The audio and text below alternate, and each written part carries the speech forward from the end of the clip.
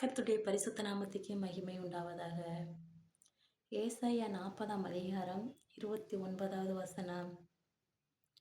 சோர்ந்து போகிறவனுக்கு அவர் பலன் கொடுத்து, சத்துவம் இல்லாதவனுக்கு சத்துவத்தை பெருக பண்ணுகிறார். கர்த்தர் நம்மளை பார்த்து சொல்றாங்க, என் மகளே, என் மகனே, நீ சோர்ந்து போயிருக்கிறியா? நான் உன்னை பலப்படுத்துறேனே. தேவனே கர்த்தர் நம்மளை பார்த்து சொல்றாங்க. நம்ம ஒவ்வொரு காரியத்தில் ரொம்ப சோர்ந்து போயிடுறோம்.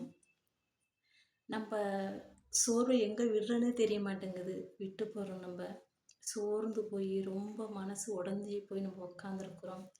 இந்த காரியத்தை குறித்து கவலைப்படுறது, அதை குறித்து கவலைப்படுறது, தேவையில்லாத சிந்தனைகளை நம்ம மனசுக்குள்ளே வச்சு சுமந்துக்கிட்டு சோர்ந்து போய் கொண்டிருக்கிறோம். அதன் தேவனை கர்த்தர் நம்மளை பார்த்து கேட்குறாங்க, என் மகளே, என் மகனே, சோர்ந்து போய் நிற்கிறியா? இன்னைக்கு நான் உன்னை பலப்படுத்துகிறேன். சோர்ந்து போன உன் இருதயத்தை இன்னைக்கு நான் திடப்படுத்துகிறேன். தேவனை கர்த்தர் நம்மளை பார்த்து சொல்கிறாங்க. ஆமேன்.